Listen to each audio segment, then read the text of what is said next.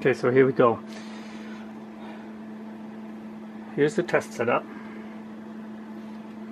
I have a breakout box, I have the controller, this is the part of my breakout box. I use a gym stem and an MS3 to generate my signals, which I will show in a second.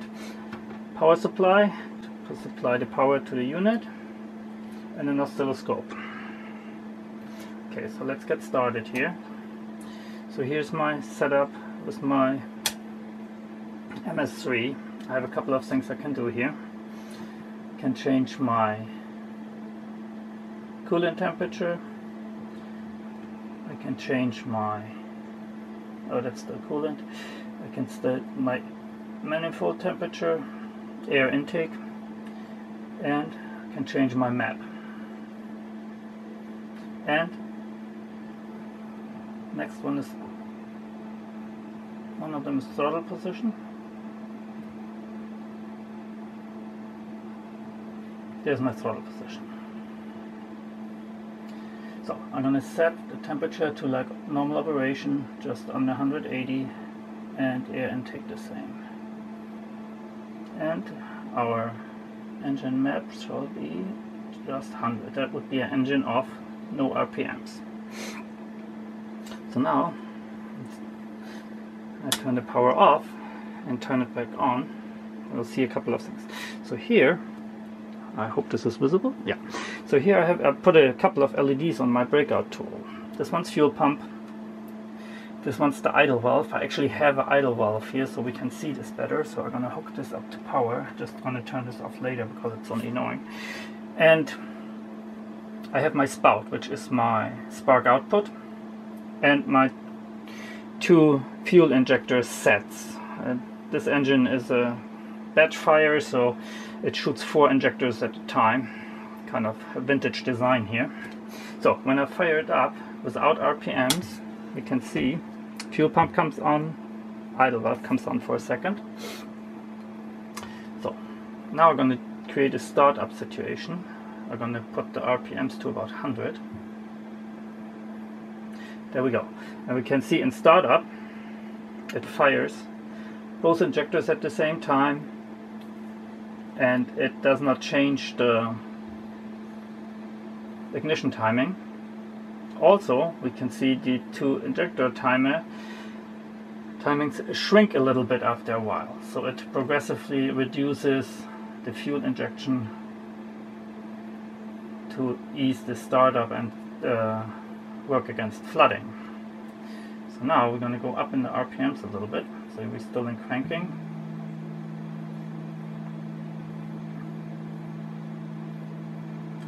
Set it to about 1000.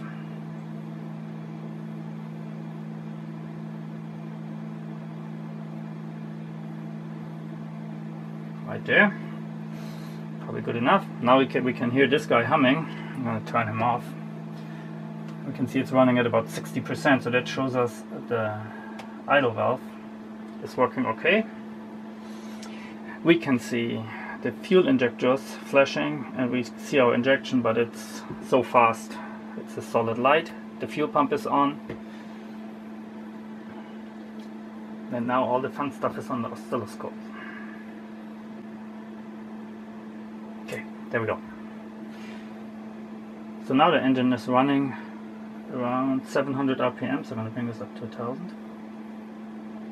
Might think it's a little touchy here, so bear with me.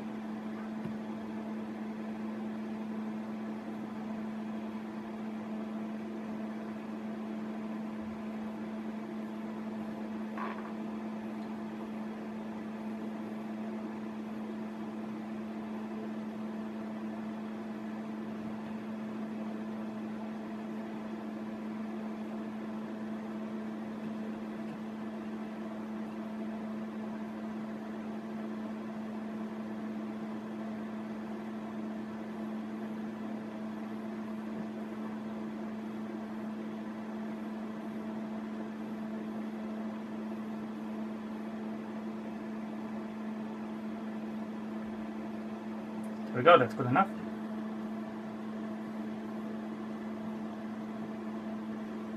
That doesn't work.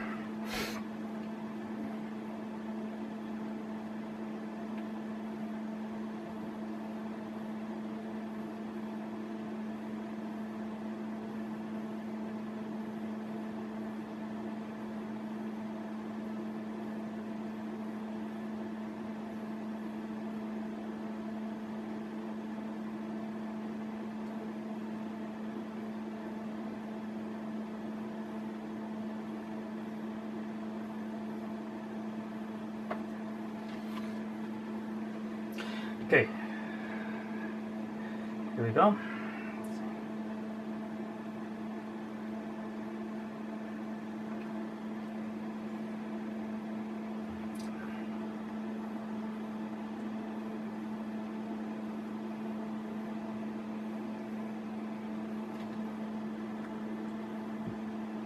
So now we're running at about 1000 RPM. This dances a little bit because it's really kind of tough to get this to trigger correctly. So we can see a couple of things here. We can see this is the number one. Here's our top ignition that's coming from the distributor. So this is really the engine. So then the second one,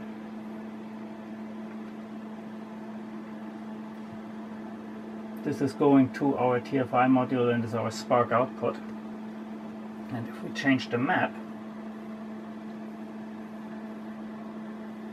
down, we can see the advanced changes. So the spark timing, this proves that our ignition timing is actually working. So, and if we look at the injection at the same time, we do the same thing. Map drops and engine load gets less, fuel injection pulse width changes, as you can see, so it goes wider and lower. So this shows that both work. Fuel injection timing, fuel injection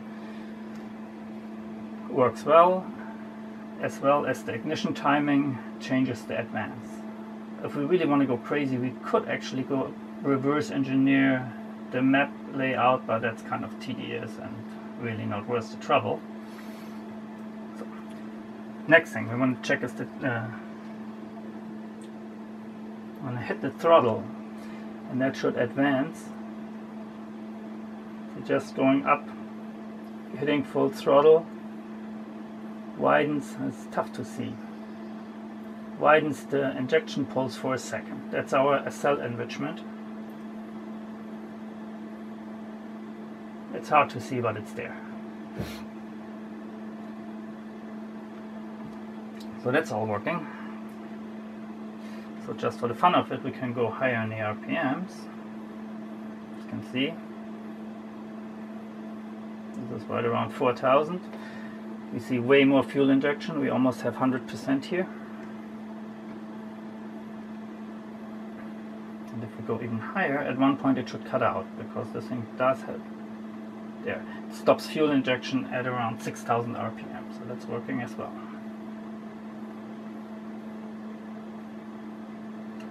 So now we're going back to 1000. Next thing we can test is the cold advance. So I'm going to drop the coolant temperature a little bit, and as we can see, the pulse width goes up, which means that oops, that was the wrong part. That's the throttle again. So let's bring the throttle back to 0. So if I bring the temperature down, pulse width gets bigger. If I bring the temperature up, pulse width shrinks. There we go.